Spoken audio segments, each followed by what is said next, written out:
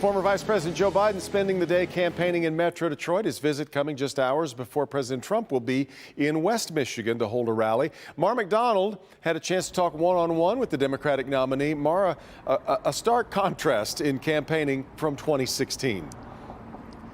Oh, Devin, for sure. You know, in 2016, the Clinton campaign ignored this state until it was just simply too late. Clearly an error. The Biden campaign does not feel like repeating. Let me show you. Hello, Michigan. Biden campaigning with Governor Whitmer and Senators Stabenow and Peters by his side. Campaigns don't spend time in states this close to an election unless the numbers tell them to. In this case, with Biden, it's likely blue-collar workers where he needs to build support. I asked him why his poll numbers among that group were soft. Well, I don't know, but my whole career I've had the support of and support of blue-collar workers, particularly here in Michigan in the automobile industry. I was the one who was able to put together the program to bring back Chrysler and General Motors, creating 1 million jobs. Biden was also generous in his praise of Governor Whitmer. There's not a better governor in the United States of America than Gretchen Whitmer. But what would be different if it was a Biden administration and not a Trump administration in dealing with COVID? After all, federal dollars are already backfilling our state budget. The feds were asked to build field hospitals that we did not need, and they did send ventilators. I would set out standards that not all of which I could mandate, but I would move on, and that is that every single person should be wearing a mask.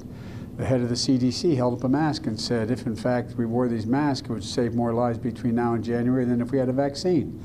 And about Judge Amy Coney Barrett, who by any measure is an accomplished jurist, and yet he does not support her confirmation, nor does the party. It's fundamentally what her judicial philosophy is. I'm not doubting she's a decent, good person. She seems like a lovely person. She has a beautiful family. And all of that, but that's not the issue. The issue is her judicial philosophy going to prevent her from saying there is a right to privacy? That, for example, and it goes on, but they are the issues.